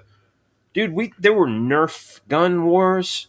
And like, yo, dude, so-and-so got this new fucking movie. It's a bootleg of this movie called Pulp Fiction. None of us, it wasn't even in theaters. We all ran over there and like were like glued to the thing. It was very distracting. I mean, and like, here's the thing, man. Studios are cool to a certain degree, but I don't recommend them. And I'll tell you why. There's this thing that happens where, let's say you're on your own, right? And you make discoveries and you go, holy shit, this is badass. I'm going to start drawing the veins and arms like this because the way Simon draws veins and arms is so cool. I'm going to put it in my work, right? No one else is doing that. The way Frank Turan draws debris coming off of people, I'm going to add that to my work. Nobody's doing that. The way this guy draws tattered clothes, I'm adding that to my work. Nobody's doing that. And then you go out and you put your shit out and people are like, look at this shit with the fucking veins. And that's so cool, right? Yeah. Everyone's taking your trick. Yeah. But when you're in a studio, literally like people walk by your desk. I've done it. I've done it. Like there was a time I walked by Matsuda, right? And he was drawing Newman and he was drawing these little gleams coming off of, I do that right now, like on that godlike image. And I think I was even doing that back in Nitrogen. They do the gleam, and then you do this weird kind of like half moon shape. Yes. There, like, so Matsuda was the first guy I'd ever seen do that, and I was like, I need that in my life, right? Like I need that in my life. But everybody was doing that. I need that in my life. I need that in my life. So you get guys like even Rob was doing it. You got like Chapel looking like Sniper from Black Flag. You're like, why does he have a beret now? You know, like what the fuck? No, there's shots of Chapel with a beret, and I'm like, okay. And why does that guy have tattered clothes? And like you're doing veins like Splat, and you're doing like. In the studio, it ends up being like 10 versions of the same shit. You know? But also from Rob's perspective, you know, Rob introduced all these elements in the comics, and then like everybody was going, "Oh yeah, let's do shoulder pad, let's do pouches, right. Let's do the pouches." You know, so Rob gave it, took and gave. Yeah, my bet. I'm going to say this about our buddy Rob. He gave me two things that I hold dear. He gave me my first job, and he gave me pouches. And I fucking love them both. Yeah, that's true. Yeah. He gave me my first full comic book job, 100% with Nitrogen. Wow. So a lot of love for Rob, and and pouches and shoulder pads, and I'm hugely influenced. And most people know that though. Yeah, that's awesome. But yeah, that's very interesting because I you know, when I was a kid, and I was seeing, you know, through Wizard whatnot, you know, like, oh man, look what's all this fun going on at Extreme Studios and all that stuff. You know, it's like, it seems like a place to be. But now as an adult and actually knowing how to draw and doing, you know, everything that I do now, I'm just like, that is kind of like the worst environment that I could be in as an artist. If I was an office manager, I think I'd do very, very fine, very well. Yeah. But I need like to just be kind of shut down. Like I need everybody away. I know it wouldn't happen, but in reality, I would have had to been with Rob. Like, dude, look. I either need a corner where nobody's around, or I need an office. I'm not trying to be a dick, but I need to get away from this. Otherwise, I'm gonna have to draw from home because I can't. Right, and then you have the whole prima donna. What are you, prima donna, John? Right. Like it's fucking crazy, but like it's a style thing because like I had one of our awesome chat members, Alfred Ortiz, asked me. He's like, "Yo, man, can you draw some Black Flag on a stream?" And I was like, "Dude, I can try." But like when I get into it, I'm like a computer, right? Like, and and we know with a computer it has RAM, and I put all my RAM into creating. But if I put my RAM into hi Lily Bell, I didn't see her. You guys saw her before I saw her. Sorry. Yeah. That's John and Clayton. That's Lily Bell. I'll be done soon. They're always harping. But if suddenly I'm drawing and talking and answering questions, you're literally cutting out a piece of your processing power to do that, and you're splitting yourself, right? So, but I did it. Like I did a couple streams where I was like, "Oh, I'm drawing mech. I've got it laid out. I could kind of work it this way." But then there's guys. There's some guys like we got Goblin Girl coming out from Boob Dan Art. Oh yeah, fantastic stuff. Him and Billy Basco and Matt Barr. They actually do a virtual bullpen, right? Like where they all kind of call into a StreamYard, and there's just a bunch of them, and they have their camera on their thing, and it's like a bullpen. They're talking and working, but it's. I've watched it I've seen it a couple of times. It's actually kind of mellow and peaceful. Like if everybody's different. I'm actually one of those like types that like I'm okay if a guest is over. Like tomorrow I got my buddy Haddon coming over. He designed my logo. He's terrific. If you guys ever look at Haddon Art on Instagram, he's great. He's a genius. This guy. It's cool when it's sort of one-on-one or people you enjoy and like. But like in the Extreme Studio situation, dude, there were people that fought, right? Whoa. Like, dude, Anthony, I remember Anthony Wynn and Mark Basella had words, right? And Anthony had brought a Mac 10 into the like a machine gun. He brought a Mac 10. What? On this day, he brought a Mac 10 into the office, into the bullpen. Showed us there was a clip. And then went on this whole tirade about how Asian culture is better than white culture, and no, it was the weirdest thing ever. and Mark Pasella and and we go, "What do you mean, bro? We're all friends here." And he goes, "No." And I said to Anthony, I was like, "Bro, like I had you at my house on Thanksgiving. You're my friend." He goes, "White people can't be my friends. They can be my acquaintance, but never my friend." And yeah, and I just went, that's the weirdest thing I ever heard. And Pasella really took it to heart. He goes, "You know what, man? Fuck you." And we're all like, "Oh no," because Mark was a big dude, right? And we're like, "Oh." Another dude, and the other guy's fucking armed. Right. Well, that's the thing. He had a Mac 10 in his duffel, right? And we're like, but Mark didn't give a shit. He's like, "Fuck you, Anthony, fuck you." And it it came to a head, and I'm like, "Yo, dude, this place is gonna be filled with bullets soon." Like it was fucking crazy, dude. So there's moments like that. He was asked to leave the studio. He wasn't asked back after that, but it was crazy times, man. Crazy times. To Slick Rick's point from earlier, we talked about waiting a year per issue. That's definitely understandable. Now, that's why being on time is really important. When especially like something like Graveyard Shift or even Godlike, which is a year out from now. So to really strive to be on time is highly important from the creator to the fan. Now, as a fan myself and other creators, I can turn it off. And what I do is, so with other crowdfunds, if there's something out there just that's already been done or in demand or it's right around the corner for fulfillment, grab on that, back in that, and just satisfy yourself with a little bit of other entertainment.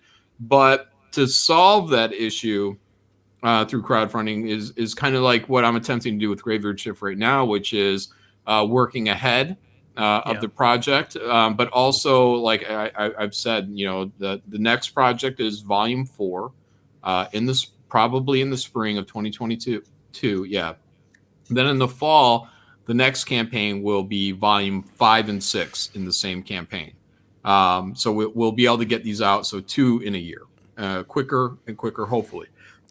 Even Godlike potential somewhere down the road, probably, but it takes a while to have the money to confidently fund forward like that, because the investment for Graveyard Shift on my end is $60,000 on the creative costs. Like that's what my payout last year was. So when I had to do pay forward, I had to take another 60 grand and put that right back into it. So like volume 3 made very little money, but by volume 4, that's when we start seeing some hopefully good money coming in.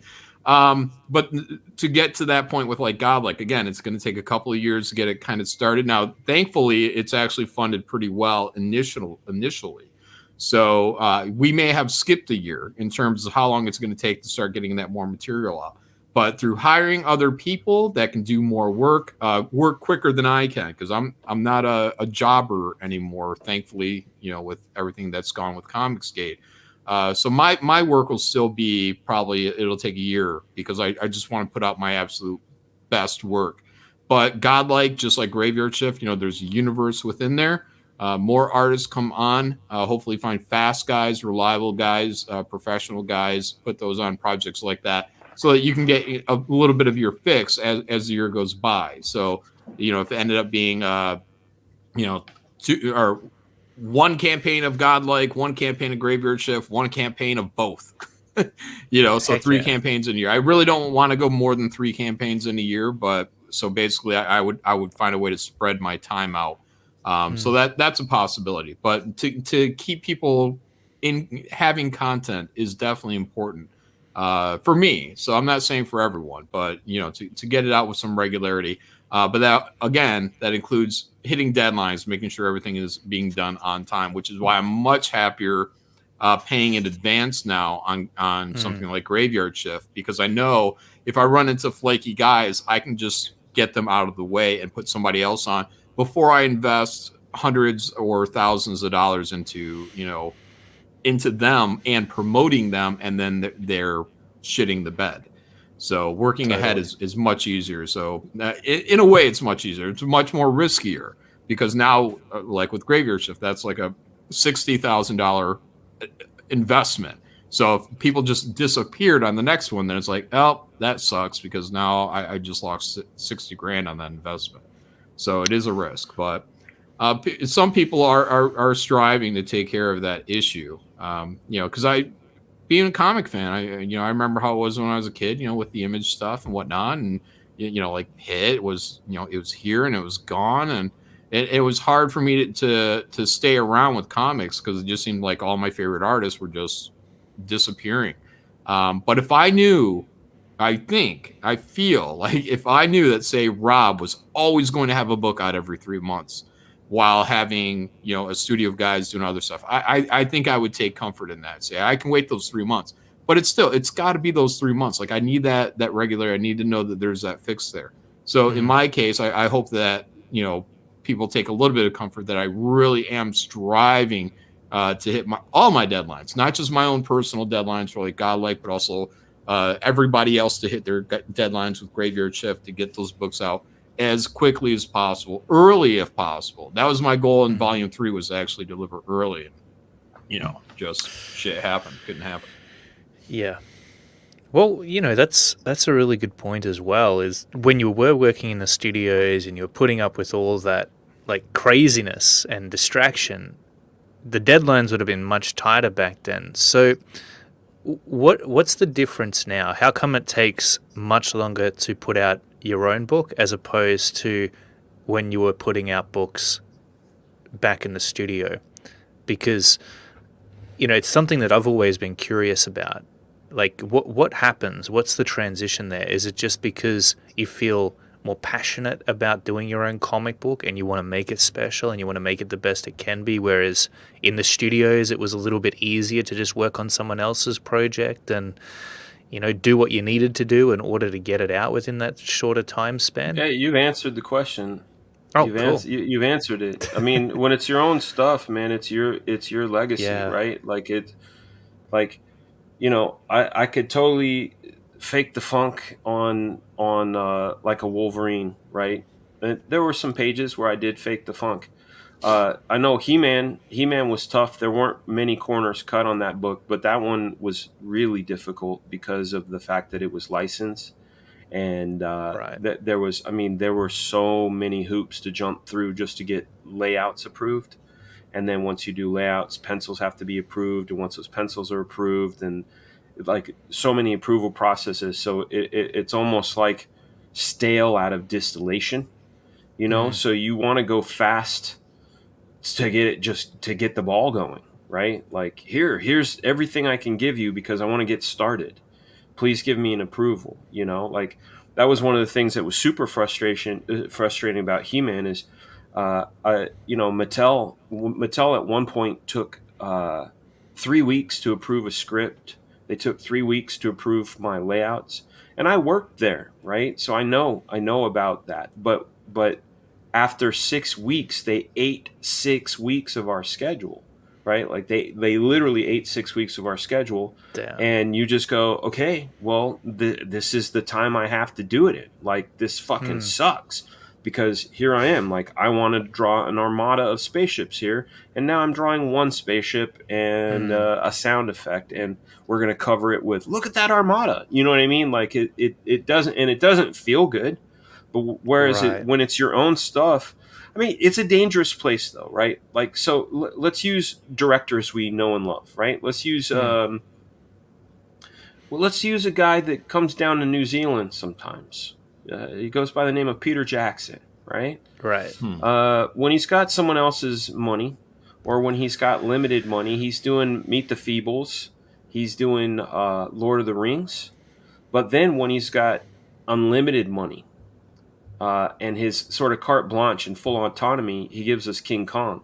And you go, fuck, man, I could have used like 2/3 of this movie. You could have cut a third out, and I didn't need it. It was gratuitous, you know. Yeah. Same thing with Spider-Man 3, right? Like, it was, you go, oh, they gave Sam Raimi more rope. Well, now we get 3 musical numbers. The fuck? Like, I don't want to watch musical numbers during Spider-Man, and like, he spent all that time giving us musical numbers. So it gets a little dangerous, right? Like, you could like kind of like give too much, and you get, you know, indulgences and gratuitous stuff. Fortunately, at least, but again, we can't read the label when we're in the jar. We have great fans that tell us, you know, that's awesome, or yo, that's fucking stupid. We have great friends that are out there and do that. We have a great community. I like being able to talk to guys like you and John and Ethan, Eric, Canetti, like, and there's a whole bunch that I could name, where it's just honest opinions. Everybody wants everybody to be dope, right? Because here's the thing: at the end of the day, like, let's just take all of our personalities out of it.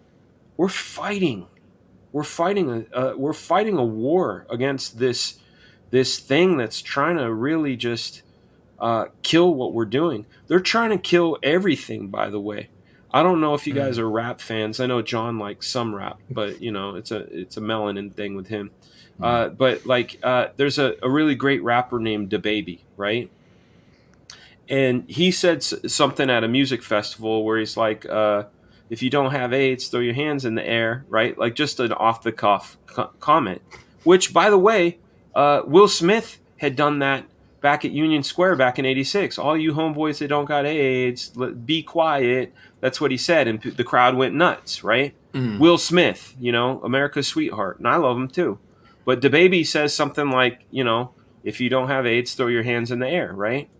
Well, they say now that he's homophobic, right? You homophobic, we need to be all inclusive. 6 music festivals dropped him for saying that. Wow. Right? Yo, dude, like, are you fucking serious? Like, I don't think he was hating on gays. I think he just said something off the cuff. But there's this world that's punishing people for that, right? Yeah. But then they want to also jam all this other propagandic shit down our throats. and give us these Tumblr style comics with these agendas that are just dull as fuck. They don't elicit any response from me other than, like I said, than to put my my wallet away. I'm not buying it. I just went down to a new comic store. It was an old comic store that reopened, Kapow Comics. I went and dropped a grip of cash on back issues. Of course. That's what's making the money now, if anything. Yeah. And I'll tell you what, man, I almost took a picture. I bought the Savage Dragon Archives 1 through 5. Hell yeah. And I wanted to take a picture of it saying, you don't have to be a fan of a person to like their work. Because I think Eric Larson is the fucking biggest wang. He's a chode, or AKA tuna can cock, where it's really thick but really short. That's what I think of Eric Larson. I hope they clip this and say it. You're a chode, Eric, but I love your shit, dude. Especially, but I bought it. You know, I dropped cover price on those archives because I think his work is fantastic. I don't agree with him. I don't like him. But good work is good work because he, you know, at least the older stuff. And that was big and bombastic and exaggerated and ultra violent and made me feel a certain way. I loved it. And those are the kind of books I want to make. So we're out there. Anyway, to my original point, we're fighting a good fight, right? We're out there fighting a good fight. We're drawing the stories we want to draw from the heart. We don't have any agendas other than, like, for me, I've said it since day one. I am fan zero. This thing has to fucking rock for me. I'm not faking the funk. If I read this shit and it's lame, that's on me. You know, I want to love this shit. So I better make the shit I love. And fortunately, you know, over time and a lot of practice, continual practice every day, I'm at a point where I'm making work that I'm a fan of. Yeah. Mm-hmm. And once it's there, once it's in print, it's there forever. Like a deadline is a single point in time. But a comic book, once it's there and in your hands, it's either going to be cherished and pulled out again and again, or it's going to be thrown away and forgotten about. So that's... Do you have any comics that have no covers on them? Me? Yeah. No. Yeah, that's how you know. I had the Red Star, but I bought a new one, so I did get rid of it. Though. That's how you know. That's how you know, dude. My G.I. Joe yearbook number 2, no cover. My Marvel Fanfare by Michael Golden, I think it's 46 or 47. I wouldn't fucking know because it didn't have a cover. But it doesn't have a cover, right? My Doctor Strange doesn't have a cover. My Avengers Annual doesn't have a cover. I got a Darkhawk. Yeah, like number 4, no cover. Wow. Like, how come they don't have covers? They just you lose them eventually, you know. Dude, I've had these books since I was in high school, and the covers fall off, and you're like, yeah, but this is my copy. Yeah, you know, this is still good, man. This is my copy. Totally. You know what I mean? So yeah, man, that's what comic books are about. I've even been feeling that way about, you know, books like Graveyard Shift, for example. I'm like, man, you know, putting this thing away in its sleeve all the time and, like, you know, keeping it in some safe place. Like, I want to pull it out all the time. I want it to be there and ready to go on the coffee table so that I can flip through it whenever I want. So I'm starting to go, man, I'm never going to sell these books. I'm always going to read and appreciate them. Why am I trying to preserve them? Well, I would argue that, you know, something like Graveyard Shift. So again, like those first books, I get it. I understand why somebody may not want to put them on the coffee table because they're $25 plus shipping. You know what I mean? So, but ultimately, the idea would be these get into collected editions and they can become cheaper and cheaper and cheaper, and eventually volume 1 through 6 in one collected edition for maybe $25. That's the one you leave on the coffee table because you got everything in there that you want. It's more or less not disposable, but it's more affordable to be disposable. Yeah, so that's a good point. Those first ones I'd say, well, maybe not, because you are paying really a premium to get those. But and they're a limited print run. Yeah, as we go forward, definitely like roll it up, put it in your back pocket, hand them off to your friends. You know, we'll get them as cheap as we can get them. It's crazy to me though, like when you say roll it up and put it in your pocket, Spider-Man 300. Right, like first appearance of Venom. I saw this post on Facebook a couple of days ago where this guy said he went into his comic book shop and he saw a bunch of Spider-Man 300s that were actually counterfeits, right? Like somebody went through the process of counterfeiting this book. And I thought, how the fuck would you counterfeit this book? You know, like it's, you know, and then I went on eBay and I found like, oh shit, this is a $500 book at cheapest, you know, like it's a fucking expensive ass book. But I distinctly remember getting that book. I know I could show you on a map exactly where I was when I was like, because I used to walk and read on my way to school. I would like read comics while I was walking to school.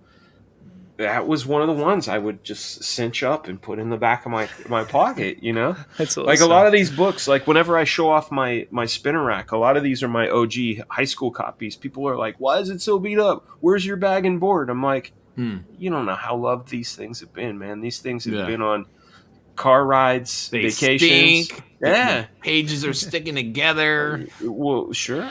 But they're still magic, man. Every time you look through them. Mm-hmm. For sure, man. Yeah, I love that. And I want people to feel like that about my comics too. And I know that you guys want them to feel the same way about your books. And that's why we do take the time. And why at the end of the day, that quality is important. And probably more important, even though they should be on an equal level, probably more important than speeding up and getting it out super fast. Yeah. Because... Real quick Look, question. if you're Jim Lee, by all means, you know. Real nice quick and question fast. though. Yeah. Real quick question. Like I'm going to use a kid because I have little kids, you know, so I get all the lingo. No cap right now. How much you was motivated by your peers going, God damn it? Yeah, I mean it's man. My peers hide it well.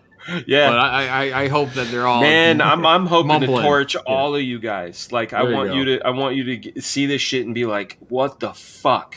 But because it elevates, right? It makes you. I want makes that. Everybody else do that. Okay, good. But see, I want to see that in your work. Like I get pleasure out of looking at a kick-ass comic book that was done by a friend of mine. Like that's an amazing experience. Yeah. If I pick up your book and I'm like, oh man, I could do better than this guy. What the hell was he thinking? Like, that's not a good feeling for me. No. I don't like that. Like, when I see Ethan's work, especially right now, is blowing me away. One of the latest, he posted a page recently on his Twitter, which was this cityscape that had been annihilated by the Vespers. Yeah. And I was like, holy crap, man. This is amazing. I got to step up my game right now. Mm-hmm. And, like, that is... that's fuel for me as an artist. If I don't have that, I get bored. Like part of the satisfaction for me is seeing other people's good art. You know, it makes me want to create. It inspires me. It really does. So, but yeah, there's that competitive aspect to it. I sometimes I wish it was more there for me than usual because I feel like that would give me extra drive. I think that between being inspired and having the fans demand that they get Koza in their hands as soon as possible. Yeah, that's all the motivation. You could do the Michael Jordan way. Oh yeah. Do you know what his way was? He would have these. Well, I read this book, right? It's called Relentless. It's by a guy named Tim Grover. He was one of Jordan's trainers, not a bull trainer. He's one that Jordan hired personally, and he worked with Kobe and Dwayne Wade. And he was talking about this sort of relentlessness, right? And he said, if you ever want to see what makes Michael Jordan work, watch his acceptance speech into, I think it was like a Hall of Fame or something. And he starts going through this list of people who done him wrong, right? Oh. Like, you remember that shit and blah, blah, blah? Yeah, look at me now. And you remember that shit? Yeah, they invited him. right. But Jordan would create these things in these scenarios in his own mind, whether they were legit or not. Yep. Where like so and so, like I go, John Malin doesn't like bacon. Fuck you, John. Yeah. And and I go, I fucking make him eat bacon, that son of a bitch. So it's there's that too. You could to each their own. To each their own. Yeah, that documentary on Jordan. I'm not a sports fan. I know very little about anything. I remember Jordan, all that. Obviously, I lived during that time, but like I started just taking a peek at that documentary, Last and Dance. I got hooked, man. I watched that whole thing. I was like, God damn! It was like, it's what I want to be. You know, I want to be that passionate. Like I was saying, you know, I want to find passionate people to inspire me. And you watch that documentary, and I mean, I completely related to everything that was going on. Yeah, he would just make up grudges against people to fuel himself to play harder during the thing. He'd take anything that wasn't even meant to be a slight, like, but he would convince. Hey, man, convince hey, himself. How you doing? Have a nice day. It's fucking night. Yeah. Kind of idiot you think I am, you know? And he would make up these grudges, you know, and use them as fuel for the game that night, and try to pulverize people. Yeah. So that's really awesome. Self motivator. But you know, again, you know, you can be on the team or you can be Jordan, you know, and I say why really bother if you don't want to be Jordan, you know? Yeah, and I think especially when you're hiring people out as well, like you are, John, for example, like they look to you for that motivation. So if you're not driven, if you're not excited about your projects, if you're not pushing yourself all the time, well, it's just like our peers of creators here. Like they're not going to feel like doing that. Like you want the people who are working for you to be pumped about working on your projects, because that's when their best work is going to be done. And it's a blessing and a curse, though, because just like Jordan, you know, a lot of his teammates, they didn't like him. You know, they didn't like that attitude. You're not working as hard as me. You ain't working. Right. Yeah, and I feel like almost you do have to kind of get rid of people really fast who are like that, who are going to all of a sudden start resenting you and seeing you as a competition in a negative light. Like people who don't understand that you're a team and you're in this together and you're fighting the same fight. Yeah. And I would say, even like from Jordan's point of view, like, okay, you don't like me and you're on my team, then do better than me. Like use your grudge against me, which is in this case a very real grudge, and prove me wrong. Like kick ass, do so well that now you outshine me and now you have the sneaker deal. Because then that makes me want to say I want to get it back. But no one ever raised themselves up to Jordan's level. No one ever took the challenge. You know, they just sat in the John back has the belt, by the way. He's as far as the Fragtober, he's the first, and only reigning champion. I like that, first and only. First and only for now. That. Oh, well, I got to dip, guys. I'm going over on Graham Nolan's channel. Oh yeah, man! So we'll be talking comics over there. So, but I definitely want to watch that. Hey, tell Graham I said what's up. Stuff. Yeah, all right, do it. We'll do. Thanks for having me on, guys. Very good, man. Appreciate it. Good having you. Thanks. Yeah, we'll wrap this up in 10 minutes anyway. Oh yeah, I definitely want places to be. I definitely want to watch that. Graham's a great interviewer, and John's going to drop some jewels. I know it for sure. For sure, he always does, and he did here as well today, man. It's amazing to have him grace us with his presence. But yeah, I want to thank you for being here today, Dan. It's always amazing catching up with you, and I feel like pleasure, man. We've got so many wonderful conversations still yet to be had, because you're so easy to talk to. You're always very insightful, and you think outside the box when it comes to comic book art. And I like that. I mean, that's part of the magic of being a comic book artist. But I think just in summary, it is important to always do your best work. It's no one's going to remember you because you were the fastest. They'll remember you because you were the best. And sometimes that takes that's time. The truth, man. Like I'm buddies with Mark Bagley. And I interviewed him a couple years ago, and he was giving me like all the lowdown of things. And I mean, outside of the fact that he drew like the first Carnage issue, which is more character based, and did Ultimate Spider-Man #1, I can't really, like, in the library of his work in my mind, I can't go, oh, remember that whatever it was, like it fucking blew me away. Dude. Whereas like even McFarlane, I would go, dude, fucking, 319, that splash on 319, that you know, oh my god, the fucking this of that, and like you so memorable. You care, and that's super important, man. Yeah, absolutely. And the people reading your book, they deserve that. Like, it's such a collaboration between you and the reader. Yeah. For us, it takes us a very long time, lots of energy to create something which is amazing. True. And we do it for the reader, and the reader experiences it. And do we do it for their approval? Fuck yes, we do. Like, we want them to love what we've given them. Otherwise, there's almost no point in us doing it. So, yeah, I think that's definitely the conclusion that we've come to today. But in saying that, I feel like if you find that you're in a habit of perfectionism, and in some ways it's easy to be a perfectionist, push yourself to speed up a little bit, and I think what you'll find is some very interesting discoveries. Kind of like I did. I do believe certain facets of my artwork have improved since I put a little bit of momentum behind me, and I cut out some of the bullshit, but never rush your work and always fix those mistakes. Yeah. And it's a good close, man. That's the best way to close it. You should just hit end of stream. Boom. And right now, yeah. You said well, it. I will end it by saying, guys, thanks so much for joining us today and tuning in. You know, I know a lot of you are on the How to Draw Comics email list. I've started letting you guys know about these amazing interviews. Yeah. And, it's been a pleasure, Dan. My pleasure, 100% mine. It was great talking with you. It was an added bonus getting the leader of the Wolf Pack, John Malin, up in here. Oh, heck yeah, absolutely. Yeah. Well, you two together, it's just, what a duo. Yeah. I highly suggest everyone checks out Dan Fraga's comic book, Black Flag, Pineapple Perception. There's a link to it in the description below. Oh, thanks for that. Scroll down to the bottom. Yeah, thank you for everybody who's backed it so far. You guys are, I mean, not to try to sell it some more, but this.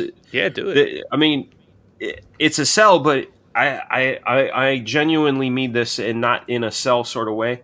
This is the kind of book that you're going to want to have a couple copies of, because I want it to be the kind that you lose a cover on one of them because you love it so much. Exactly. Here it is. Here's the campaign. This is where the link will take you. Yeah. In the page below. Amazing success. Freaking 3,000 people. I tell you what, seeing those crates of comic books turn up is going to be surreal. Yeah, that's crazy, man. Yeah, it's scary, crazy. I know what that looks like. I used to work at Diamond, Diamond Distribution, so I know what that.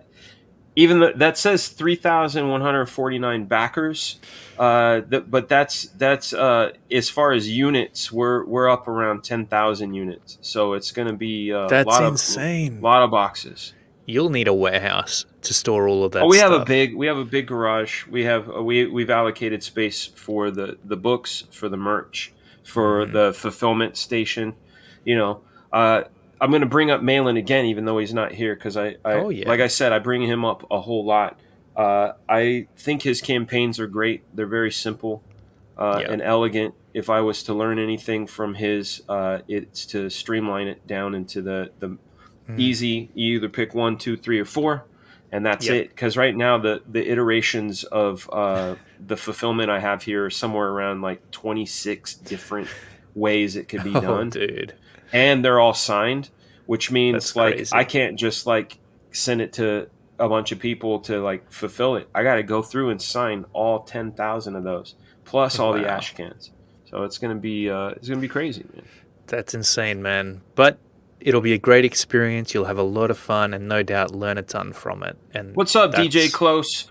I want to say what's up to a few people in the chat. Pastmaster Dan, Checkpoint, Chris Cranham, Scoundrel Pilled. Robert Shepard, of course, Lord Crackhead, and Ictus was asking about my shirt. I got this shirt. This shirt is from 2009.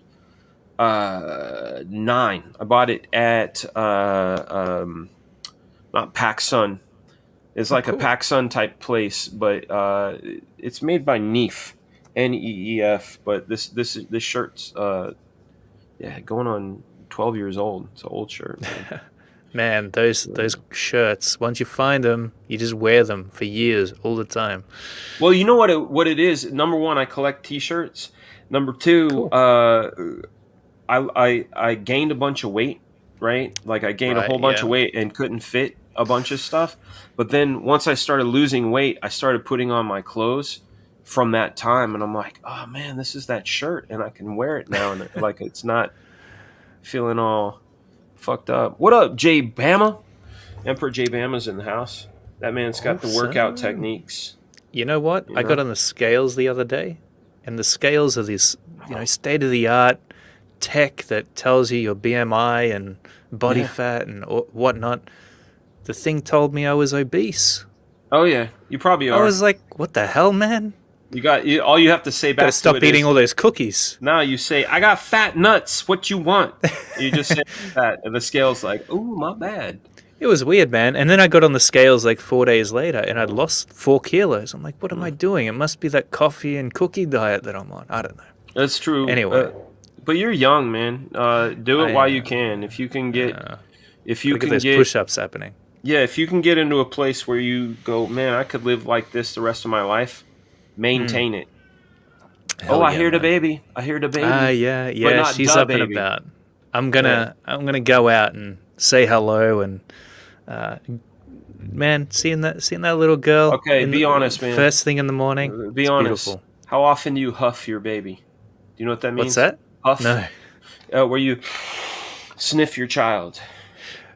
I haven't done that just yet. You need, but I do. I snuggle.